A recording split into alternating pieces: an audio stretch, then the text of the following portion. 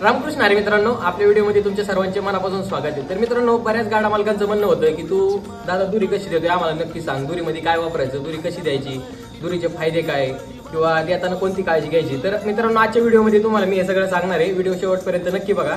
ही म्हणताना अंडी काय बघा, जेवाय बसल्या काही टप घेऊन पुढे, पण अंडी मी खाल्लेली नाही। ही अंडी आपण बैलाला चारलेली आहे आणि ती आपण पूर्ण कुरडी करून ठेवलेली आहे 7-8 दिवसाची साठवून दुरी देण्यासाठी। तर ही कुरडी अंडी घ्यायची, अंड्याचे टरपालं, आणि ही बायांच्या डोक्याची केस आहेत ही घ्यायची थोडीफार। बाजरीचं पीठ आहे, अर्धा 1 किलो बाजरीचं पीठ घ्यायचं। हा ओवा आहे, ओवा पण घ्यायचा आणि विक्स। ही वैरण टाकायची, आधी दुरी देऊन घ्यायची। चला तर मग दाखवतो तुम्हाला। सगळ्यात महत्वाची गोष्ट मित्रांनो, हे जे वरती जाळ आणि दूर चालू आहे, ही लाकडं राहिलेली काढून टाकायची आणि फक्त लाल निकारा घ्यायचा। जो प्युअर निकारा आहे त्याचा दूर अजिबात बैलाच्या नाकात गेला नाही पाहिजे, ह्याची काळजी घ्यायची।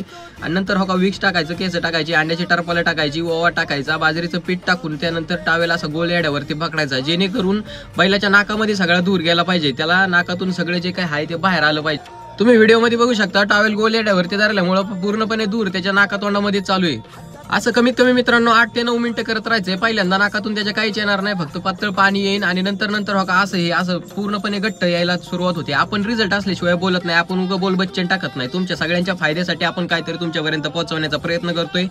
त्यामुळे अशा नवीन व्हिडिओ तुमच्यापर्यंत पोहोचण्यासाठी आपल्या आयडीला फॉलो करायला विसरायचं नाही। तुमचा एक फॉलो माझ्यासाठी खूप महत्त्वाचा आहे आणि ही व्हिडिओ जितकी जमेल तितकी गाडा मालकांना पाठवा। जय श्रीराम।